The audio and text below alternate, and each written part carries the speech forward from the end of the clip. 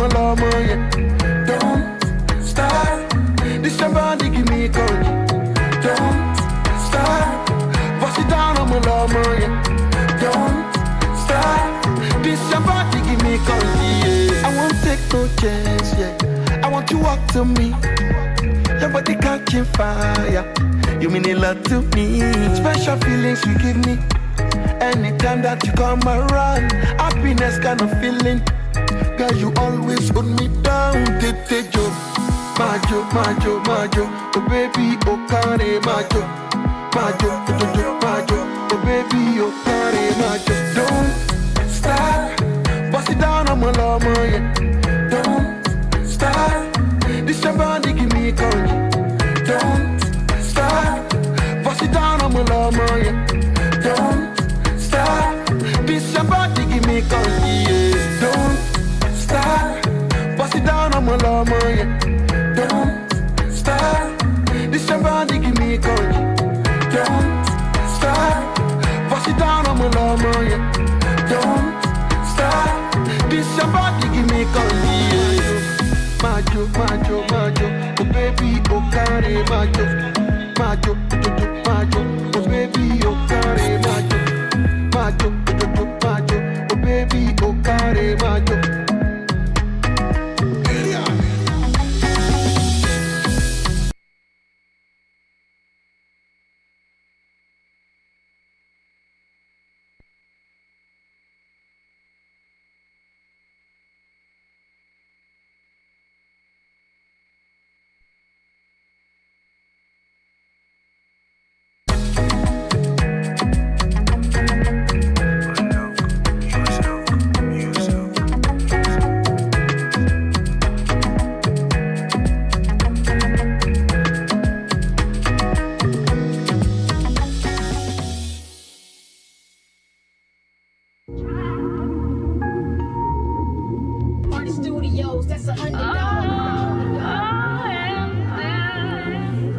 There was a time when my heart said no. Nah, I'm good, I would rather do moi. Heard about church, but a chain is what I saw, so I chose to cut loose like a chain in a saw. Blah, blah, blah, when they talked about God, but that rather caused terror like Osama bin Laden. Then my phone rings, but I digress. Miss my call and responding to Satan's text. Up to no good, but I was down to no bad. Employee of the month, working for the wrong staff. Time and a half, just sight, no faith gives heaven the highest unemployment rate. And still, yeah, while we were sinners, Christ died and demonstrated love. And still, we ignored his word and chose to walk around unjust. He'll still take you as you are. Nothing can separate this love. He still kills and destroys. The enemy's not a friend to us. Now my heart's like maybe, who knows? I'm drawing near, but still to and fro, no. Rest with the wicked, my eyes won't close. My face says yes, but my sight says no. That change is getting so close. That daily bread I started eating by the loaf. When the weight of the world had me feeling so low. Still I rise. Maya Angelou finally said, yes, I'm no longer blind. Faith leads the way, it follows from behind. When Christ wants to dine or use a drive-through, one thing comes to mind. How can I serve you? God calls many, only few in motion. Satan calls many, many come running. Evil mimic God's image just to keep you coming, but I mimic God's image just to keep it running. Still, yeah, while we were sinners, Christ died and demonstrated love. And still, we ignored his word and chose to walk around unjust. He'll still take you as you are. Nothing can separate this love. He still kills and destroys. The enemy's not a friend to us. And still, yeah, while we were sinners, Christ died and demonstrated love. And still, we ignored his word and chose to walk around unjust. He'll still take you as you are. Nothing can separate this love. He still kills and destroys. The enemy's not a friend to us.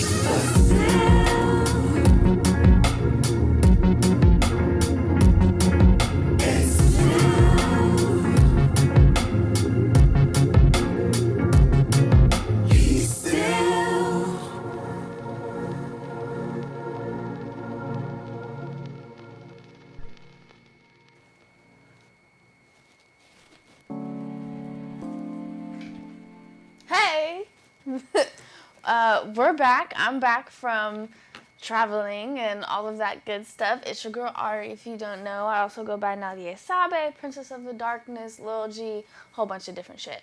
We're gonna get straight into it today. I have a couple of choice words, but we'll get there when we need to. So, if you don't know, this is the Run It Back podcast, which is all about music industry news. We usually do music reviews at the beginning of every one of these podcasts. I'm literally just slacking. I can't even lie to you guys. I do have some submissions in my email that we're going to get to next week. But if you want to follow up with me and send me another email or send me a DM and make sure that your music is going to get reviewed, please do so. And if you want to review or you want a review, go ahead and send me an email at ari@dareanddefy.net or send me a DM at Nadia Sabe Official on Instagram. You will see that going past the screen in 2 seconds. So, with that being said, let's get into it. I will tell you guys any other updates and such at the end of today's episode. So, first thing we're going to talk about is some industry updates. The first thing has to do with SoundCloud, specifically users of SoundCloud, whether that be fans or musicians. So SoundCloud artists and fans can now send and receive direct messages in the SoundCloud iOS app, as well as in Android and on the actual web. So just a cool way to interact with your audience if you happen to use SoundCloud consistently, if you're either, primarily releasing through there, or you just happen to have, garnered a big enough audience on there for something like this to be worth your time, right? The next thing is that Universal Music Group NV today announced that it has successfully priced 750 million euros of 4% senior unsecured notes due in 2031. This offering is expected to close on June 13th, 2023, subject to customary closing conditions. The notes will be issued from the company's Euro Medium Term Note program, listed on Euronext Amsterdam, and then sold to investors outside the U.S. in reliance on Regulation S under the U.S. Secretaries Act of 1933, as amended. The proceeds from the issuance will be used for refinancing of existing indebtedness and paying for their transaction of fees and expenses. So this is extremely full of jargon, and I had to do some research to make sure I understood what I was reading. So I'm going to give you guys the definition of what a senior unsecured bond is, and then we're going to tie it into why UMG is doing this over in Europe. So a senior unsecured bond is a direct debt obligation of the issuer. So it's the debt obligation of UMG, which gives its holder, the person who buys it, a preferential right over the holders of subordinated bonds to the assets and income of the corporation in the event of bankruptcy, while this type of bond is not backed by any assets.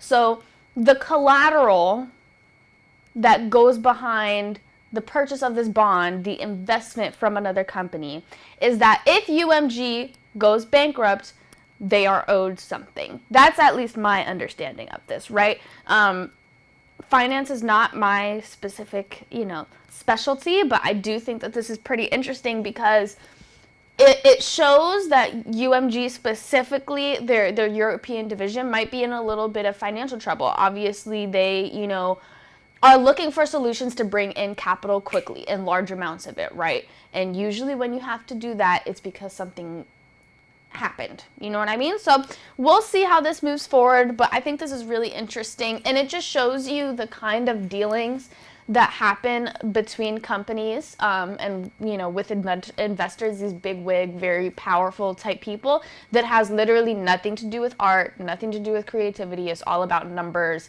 and finance, So moving forward, in a statement released on June 5th, Sahar, I'm going to butcher this, El Habashi, VP, head of podcast business, said that Spotify would be reducing its headcount in its podcast division by 200 people, representing about 2% of the company's total workforce.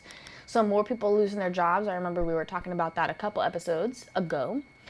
And then finally, for the industry update sections, Beyond Music revealed today, Monday, June 5th, that it has raised $170 million in a strategic fundraising round and plans to use that capital to acquire rights to evergreen songs. Beyond Music is an Asian rights management company, if you were wondering.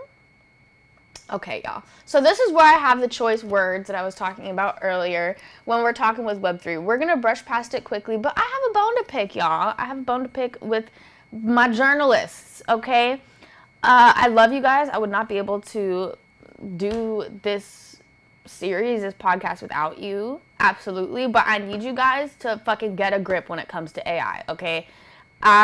There's no reason why, like, literally 8 out of 10 fucking articles that were published in the past 2 weeks that have to do with the music industry were fronted by AI. There's a lot of other shit to talk about. I understand that we're all worried about it. We're stressed about it.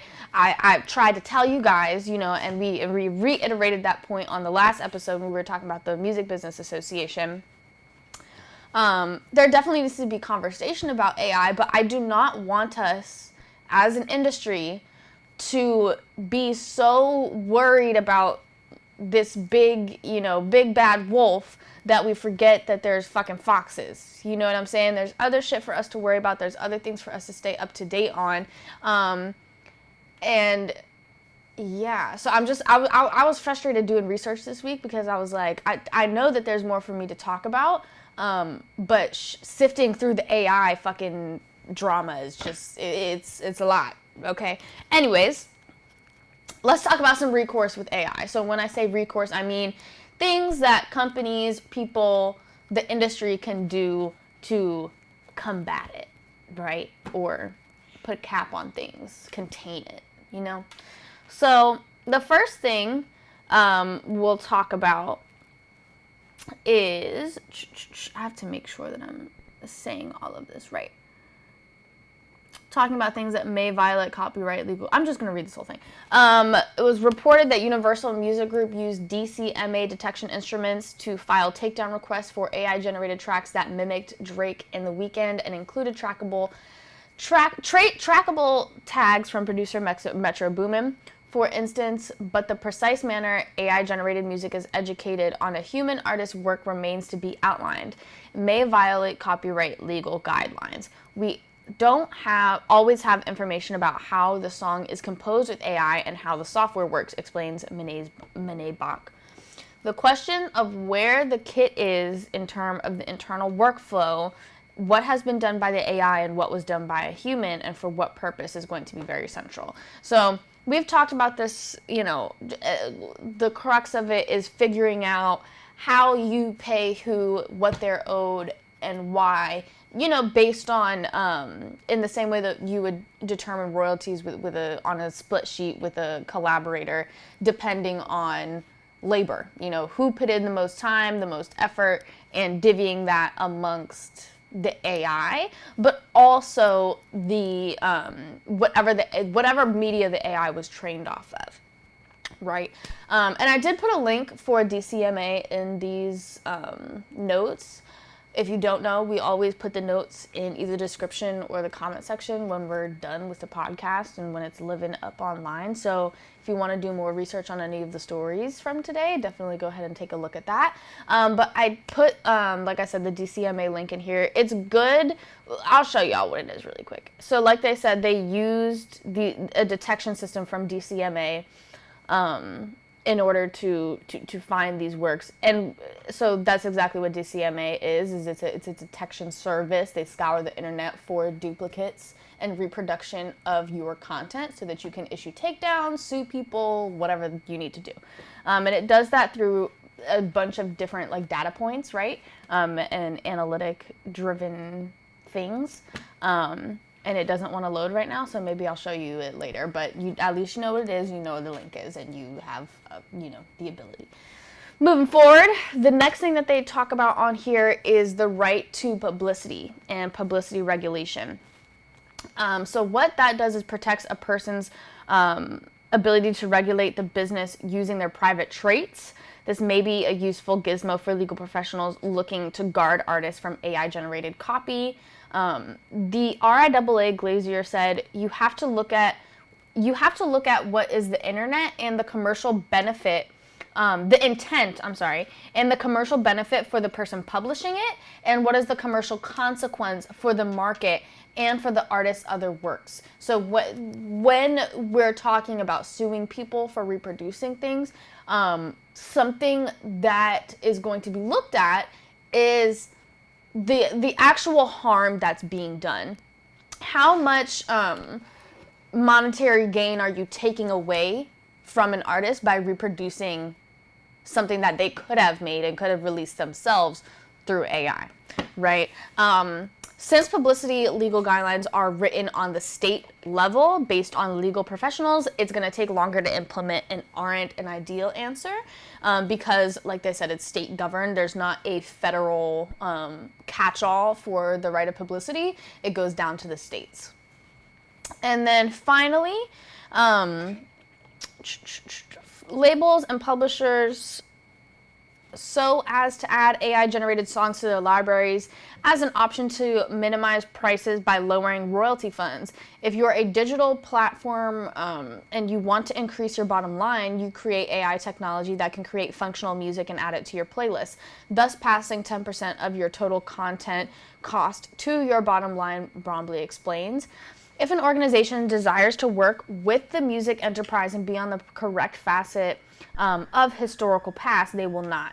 Record labels are already looking at ways to regulate streaming platforms when it comes to AI tools. Universal Music Group sent letters to Spotify and Apple Music in March requesting that they stop artificial intelligence companies from using their catalogs AI to train AI models. And we talked about that a couple of episodes. But I believe, to summarize all of this, pushing for DSPs and streaming services to have protocols on these things and not actually allow AI-generated music. And that's a whole other thing because how do you know, there's going to be a lot of upheaval when it comes to AI and the learning curve that we're all going to have to be on. Okay, next thing is DropTrack. It's an AI-powered software tool designed to help record labels promote their music. With the platform, you can keep your entire catalog and your music and metadata in one convenient location, making it easy to manage and share with industry influencers. I want to make sure that we're highlighting that they're calling them industry influencers and potential fans alike. Reach the right audiences and get your tracks noticed by the people who matter, whether you're looking to promote your latest release or discover new opportunities for your entire back catalog. DropTrack has everything you need to succeed. DropTrack helps you get your music heard by industry influencers and uses AI to discover the best opportunities for your songs and personalize your outreach. We present your music in a professional format with your logo and branding. So, new company in the space of Web3 using AI to input the user information, honestly, like acting kind of like an agent, right? So scouring the internet for opportunities, jobs that match whatever the fuck you put into their system, right? And then I'm sure there's a fee for it, whatever the situation is. I think it's interesting, and I wanted to put it in here because it shows some of the developments that are happening and gives us kind of a glimpse of what we can expect moving forward. Another thing is what kind of jobs are going to be replaced in the music industry by AI. And when we look at things like this, I think it's interesting for the trajectory of that, because do I believe that sync agents, because we'll just use that as an example. I feel like that's the closest thing I can talk about when we're talking about, anyways. Do I think that sync agents are going to be obsolete compared to AI? No. Do I think that it's going to become a huge tool for them, as it already kind of has over the past, there's a couple, Disco I will put out there as a really good example of like how sync agents and the world of sync and licensing is utilizing algorithms and AI and that kind of technology already as tools for sync agents and for, you know, musicians to find work. But yeah, I think, like I said, it's cool to watch the seeds be planted, and I think, like I said, it's really interesting that they specifically call them industry influencers, because I doubt there's going to be a percentage of industry movers and shakers and gatekeepers, and listen to the specific words that I'm saying while I'm making the statement. I'm sure that there will be a percentage of industry gatekeepers that are utilizing services like this, but them specifically saying industry influencers is meaning that, what is that chick's fucking name on TikTok that she started doing? She just started making content similar to Pablo. I'm gonna use Pablo as an example and not the other chick I'm talking about. So they want the Pablos of the world on this platform, so that they can do promo for you, or that you can do consultations with them, or it's not only a marketing tool for the artist, but it's also a marketing tool for these industry influencers to get deals and to get clients, right? So it's one side of the same coin, you know what I'm saying? It's always going to be that kind of transactional thing when we're talking about anything that the goal is to get you a job, any position, any platform. There's always going to be an exchange there, right? But I think that it's really interesting because you're not having an exchange with the A&R at Sony. You're probably going to have an exchange with a music industry influencer who does playlisting, or who makes content, who DJs, you know what I'm saying? Think about the music industry influencers that you see on your timeline. What are they talking about? What are their actual positions? Me, you know what I'm saying? I'm not really an industry influencer because I'm not like popping like that, you know what I'm saying? But in terms of the work that I do other stuff, but the radio, like, you catch my drift? You see what I'm saying? I'm gonna move forward because I'm rambling, I feel like, at this point, and I hope that you got the point. Okay. Ooh. Okay, I think this is cool too. So to briefly sum this up, the third story when it comes to Web3 is that we can use AI not to generate music for sync and low-cost music for sync, but to find low-cost music for sync. So the last time that we talked about how many songs are released on Spotify every day, we were at 100,000. And now we're at 120,000. So much music coming out all the time. And there's a huge fucking back catalog of millions and millions and millions of songs, right?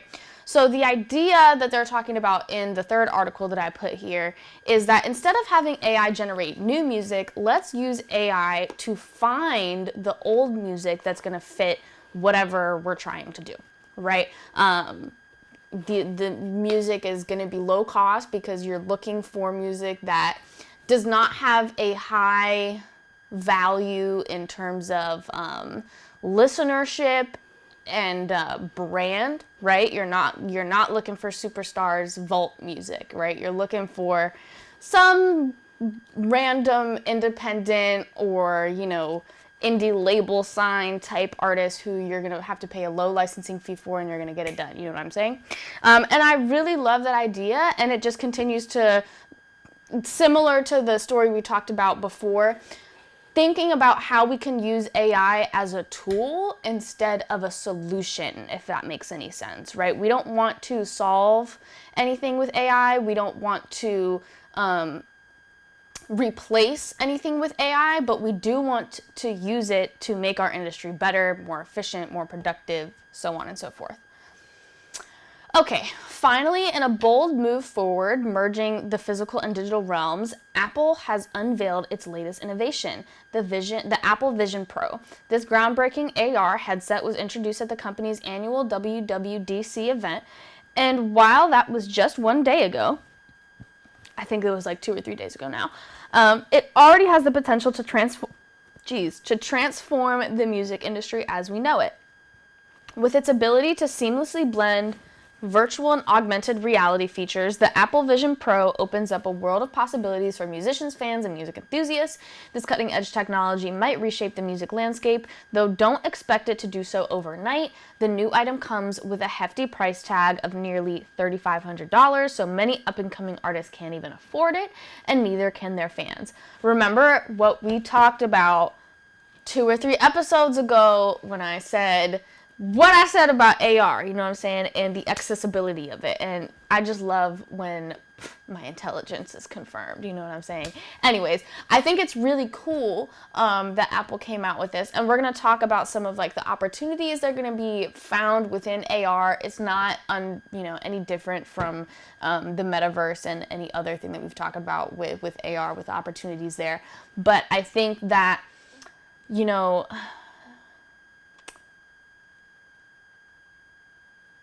there's two things.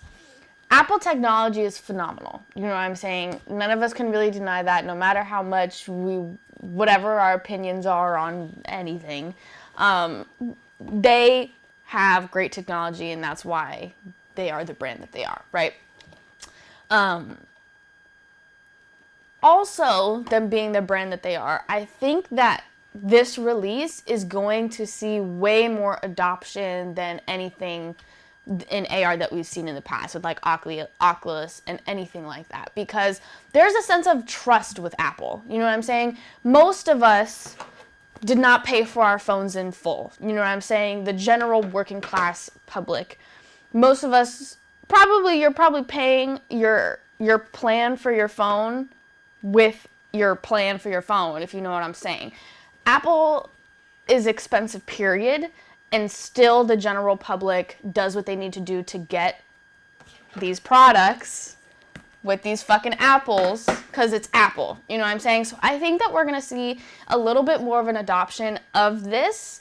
And I think that might push things a little bit forward. With that being said, here are the opportunities within AR, right?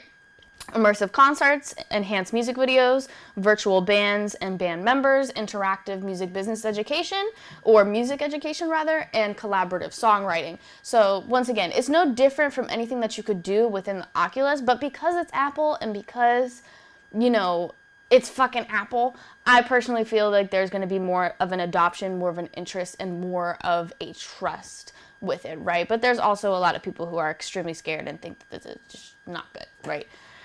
Okay, biggest part of today, what time are we at? 11:45, let's get through this, okay? The nominations for BET have come out, okay? So I'm going to do what I think is going to happen, or what I think should happen, and then we're going to revisit and we're going to see what I was right about, what I was wrong about, all that shit. So first, we have Album of the Year. The nominations are Anyways, Life's Great by Glorilla, Breezy Chris Brown, God Did DJ Khaled, Her Lost Drake and 21 Savage, Mr. Morale and the Big Steppers, Kendrick Lamar, Renaissance Beyonce, SOS SZA. I have a bunch of notes. Mr. Morale, Renaissance, and SOS are all 10 out of 10 albums for me because of my personal taste. They are masterpieces. They are masterful works of art. And if any three of those win, I will not be mad. And I think that they should. And I think that they will. Now, I would also not be upset if Her Loss from 21 Savage and Drake won. To me, that is an 8 out of 10 just off the sheer hit count that is in that work. And the fact that it was a really, really, really refreshing collaboration that I think that they are a phenomenal duo, and I have really enjoyed the music that they've created together. And like I said, I think it was really refreshing. From like Drake, I see as an OG now, and 21 Savage, I feel, is just a long-term star, right? And I just love seeing them do that. God Did DJ Khaled, I also wouldn't be upset if it won, because once again, plenty of hits on there. The skip to repeat ratio is pretty good, you know what I'm saying? And then I also would not be mad if Glorilla won. Same thing. I like it in personal taste. It's not specifically all the way for me, but she got plenty of hits on there. She was very smart with the way that she curated this, and it's very raw. It's very honest. It's an extremely truthful piece of work, and you really have to listen to what she's saying in order to enjoy this album, because it needs to resonate with you. If you're not into Memphis Crunk, you really got to resonate with what she's saying. And then the one that I will not accept winning is Breezy from Chris Brown. It's old, it's tired, it's repetitive, it's nothing new. I feel like I'm just bored. I was so fucking bored. And it's so long. It's so long. And it just has the same shit on it. There's a couple pieces of versatility, right? But it's still the same old Chris. You know what I'm saying? There's no experimentation. There's nothing new. And it just was boring as fuck, man. Okay. Best female R&B pop artist. I will be happy if SZA or Tems win, and I think one of those two will win. I'm not going to be mad if Ari Lennox, Beyonce, Coco Jones, her, or Lizzo wins. I just don't, for Beyonce, she's just been in the game for too long. She has received her flowers. I like seeing young bitches win. For everyone else, I just feel like they just were not on the level that Tems and SZA were in 2022, 2023, in my personal opinion, when it comes to the general public having that contact with them. Not physically, but you know what I'm saying. Best male R&B and pop artist. I will be happy if it's Brent Faiyaz or Burna Boy. I will not accept Chris Brown. I will not accept Drake. I will not accept The Weeknd, and I will not accept Usher. Pretty much for the same reasons that I wouldn't really be happy if it was Beyonce. I want to see younger artists win. Blast is also on here. I wouldn't be upset if he was. I just, for the same reasons, you know, as the last one, he is not on the same level as Burna Boy or Brent in the waves that they've been making. And yeah, the best group. For me, City Girls takes the motherfucking cake. I'm gonna change this. I can also see Maverick City Music winning this. I wouldn't be mad at it. Yeah, Flow, I cannot see winning it. They're like that TikTok girl group that you've been seeing ads for all over your page. I really would not. Same thing with Quavo and Takeoff. I wouldn't be mad if they won, but like I don't really think they're gonna win. One More is not gonna win. I don't even know who the fuck that is. Division, I wouldn't be super mad, and it's definitely possible. Drake and 21 Savage, I wouldn't be super mad, and it's definitely possible for them to win. Best collaboration, in my opinion, that's fucking Boys a Liar Part 2, Ice Spice and Pink Panthers, but that's just my personal taste. I would also be not surprised and not mad if Tomorrow 2 with Glorilla and Cardi B won, and I would not be surprised and I would not be mad if Wait For You with Future and Drake and Tems won. Everything else too, I wouldn't really be mad necessarily if the only one is this Chris Brown one. I don't like Chris Brown anymore, bro. Like and that's the thing. I actually love Chris Brown's music, but not anymore. I'm just fucking tired. This pissed me off. Anyways, but any other of the collaborations, I wouldn't be mad if they won. I just don't really think, except for FNF, that could win. But Creepin' I don't think is gonna win. Can't Stop Won't Stop I don't think is gonna win, and I don't think that Big Energy with Lotto and Mariah is gonna win either. Okay, best female hip hop artist, Glorilla or Ice Spice, I think should take the cake on that, and I think Ice Spice might win. I think she does, just because of the splash. And I could really see Glow win too. They have both had really fucking amazing runs. Anyways, I will not be mad if it's Cardi. I will not be mad if it's Koi, but she just doesn't. I don't think that Koi deserves the spot this year. Lotto, same thing. Megan, same thing. Nicki needs to not be on this fucking lineup anymore. It's tired. Yeah. Okay. Best male hip hop artist. I don't really like any of the nominations, so I put my own. But for sure, I don't really think it should be 21, Future, J. Cole, or Jack Harlow. I can see it being Drake, Kendrick, or Lil Baby. I think that Baby Keem should have been in this lineup. I think that Kodak should have been in this lineup. That Lil Tyler should have been in this lineup. Lil Durk should have been in this lineup. Tyler, the Creator, should have been in this lineup. If I wanted to, I could probably go on. I just feel like this is a really shitty lineup, and I don't know why Jack Harlow is a part of the BET Awards, personally. Anyways, not going to talk about Video of the Year because I didn't watch all of them, and Video Director of the Year because I don't know, and I don't want to speak on something I don't know. Best New Artist. I don't think Ombre should win. Don't think that Coco Jones should win. Don't think that Flo should win. I would be so happy if Doechii won. Like, shout out to Tampa, and oh yes, I would be really happy about that. I would also be happy if Ice Spice won. I would also be happy if Glorilla won. Lola Brooke is not gonna win. She's not going to, but I'm not mad at her being there. And I'm just so happy that this whole roster of Best New Artists for this year is all women. I love that so much. With the Gospel Award, I could have listened to all these, but I didn't. That's just the truth, so I'm not going to rank them. Viewers' Choice Award, I see Break My Soul, Kill Bill, Super Freaky Girl, or Wait For You. I would be happy with any of them winning, and I can see any of them winning. I wouldn't be mad about any of them winning, though. The ones in yellow are like, Jimmy Cook's First Class, About Damn Time, and Last from Burna Boy. And then we have international acts. So the way that I ranked this was like, if I knew who you were and I fucked with you, I put you in green. If I knew who you were and it's like, I put you in yellow. If I don't know who the fuck you are, I put you in red. All right, so Best International Act, Central C, Burna Boy. To me, there's no other way. There's no other option because I don't know who any of these people are except for Stormzy and LMA on this roster. Everyone else, I don't know. And maybe that's bad. Educate me. But you know what I'm saying? When it comes to like Best International Act, I'm just like, if I don't know who you are, you're probably not big enough to win over someone who's doing huge numbers. Anyways, then there's another Viewer's Choice thing. I don't really know who's going to win this, but I honestly kind of think Raya is going to win this. She has that, I found myself in a lost, that shit. That shit is hard too. So I could see her winning that. And then we have that artist, the girl group Flow.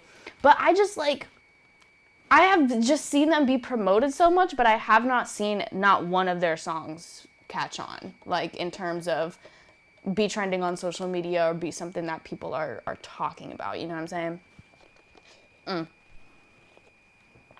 Best movie. No matter what, I don't think that the Whitney Houston movie should win because I watched it. The production value was good, but I just was bored, personally. I feel like they did not do Whitney's life justice, even in the joyful moments. Because I understand wanting to make a piece of media that does not harp on Whitney's traumas or discretions, right? But even in the joyful moments of Whitney's life, I feel like they weren't portrayed big enough, if that makes any sense. Like, it was just it felt boring to me personally. Maybe I need to watch it again, but that was just my personal opinion. I loved The Woman King, and I would be happy if that won. And I think that Wakanda Forever was really good too. I did not see Till, I did not see Emancipation, I did not see Creed 3, so I just don't want to speak on them because I just don't know. Best Actor, I can see Damson Idris winning. I can see Donald Glover winning. I can see Michael B. Jordan winning. Lil Meech, I don't think is really going to win, and I don't think that Amin Joseph, Brian Tyree, or Daniel is going to win. Best Actress, I think Viola Davis or Zendaya. I don't really see Angela Kiki or Janelle winning, but like I wouldn't be super mad at that. But Janelle James and Coco Jones, I feel like Coco has been trying to lean into her music career, and like if you're gonna do, you know what I'm saying? Anyways, the Youngsters Award, I think should go to Marsai Martin. That bitch is amazing and so smart and so amazing. Sportswoman of the Year, I can see this going to Sha'Carri, Naomi, or Angel Reese.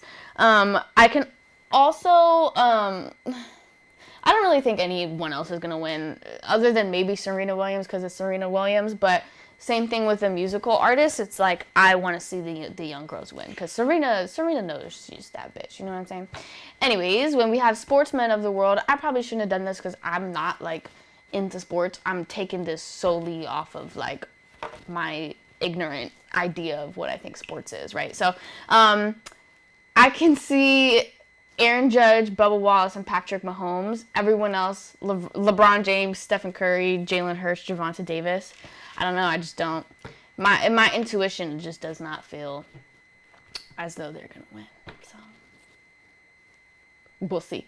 Finally, we have two more artist accomplishments kind of things that we're going to talk about. That's all of the nominations, though, for the BET Awards. So I'll see you guys in a couple of episodes when we recap and see who actually won and if I was right on anything. But Lil Durk nabs his 4th consecutive #1 on Billboard's top R&B hip-hop albums chart as Almost Healed debuts in the top spot of the chart. That was dated on June 10th. The project launches with 125,000 equivalent album units earned in the week ending June 1st, according to Luminate. Luminate is the company that tracks and updates Billboard, if that makes sense. And then finally, in like the artist accomplishment sphere of things, Latin music superstar Karol G has partnered with Interscope Records for her future recordings. Karol G first signed with Universal Music Latin Entertainment in 2016, and the partnership with Interscope, according to the announcement, means that the artist is reaffirming her long-term relationship with UMG. All right, we have one singular death to talk about today. We haven't been doing this recently because they haven't been popping up on my alerts and shit. But we do honor folks if I see them and I see like, hey, this was someone in the industry who just recently passed. We'll talk about who they were, what they did, just to pay, some respects. So Cynthia Weil, one of the most successful songwriters of the 20th century pop music industry, recently passed away. This was confirmed by her daughter. She was 82 years old. She was born October 18th, 1940, to a conservative Jewish Brooklyn family. Miss Weil was trained as an actress and singer before turning to songwriting, where she was a protege of Frank Loesser. In the summer of 1961, Miss Weil married Barry Mann, a fellow songwriter, cementing an artistic collaboration that would become one of the most influential in the mid-century era of rock and pop music in the United States.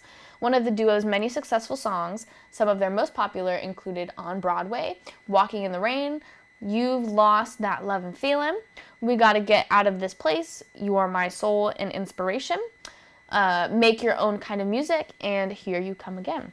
So, as per usual, when we talk about these things, my respects to any fans of her work, family members, anyone who, is saddened by this loss. And shout out to her for being a boss babe who wrote some dope hits.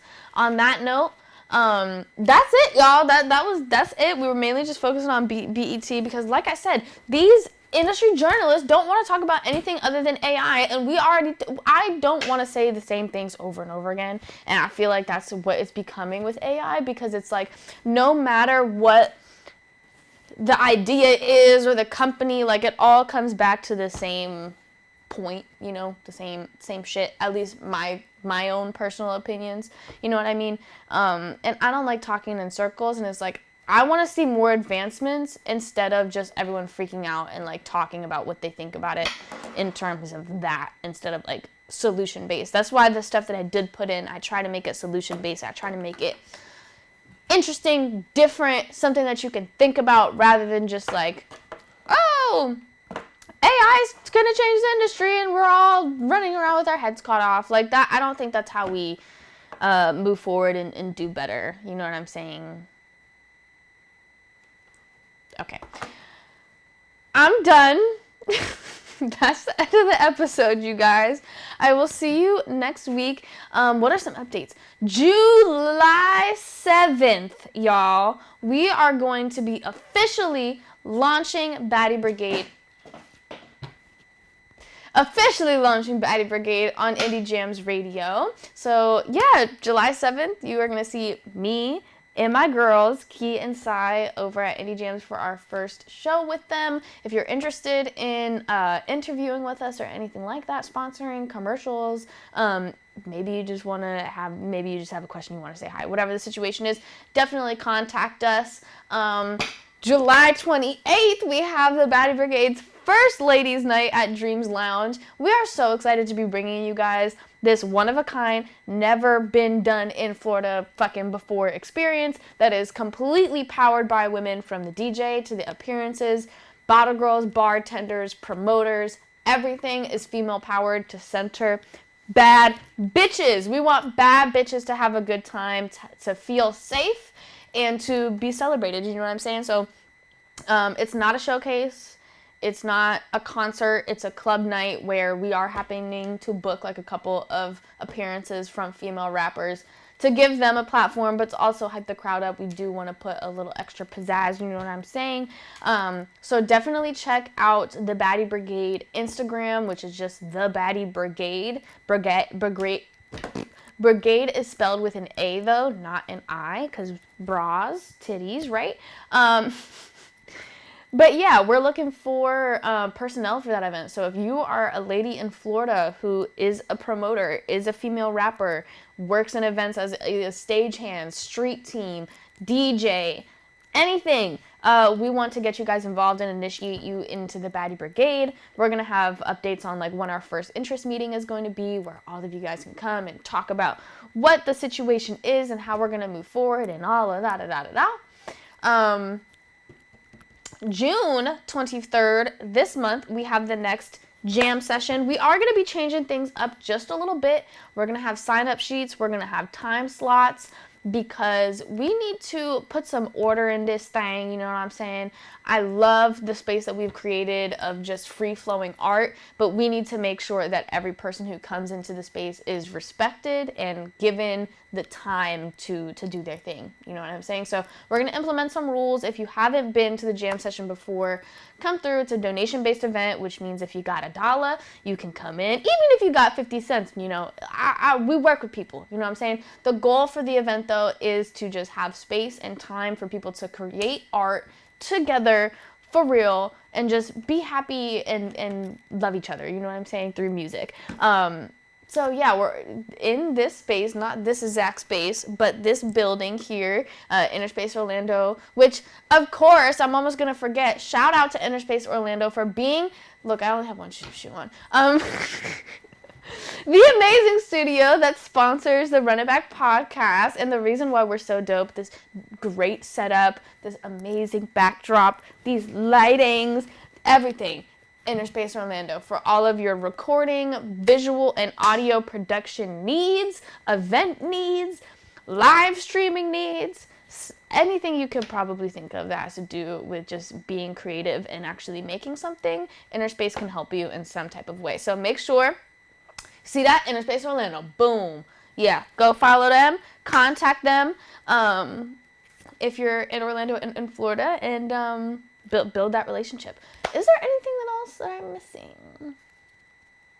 I think that's it for now. Probably next week I'll have some more dates and some more updates with everything for you. But just to reiterate, if you want to, make sure that you submit to the podcast at ari@daringdefy.net.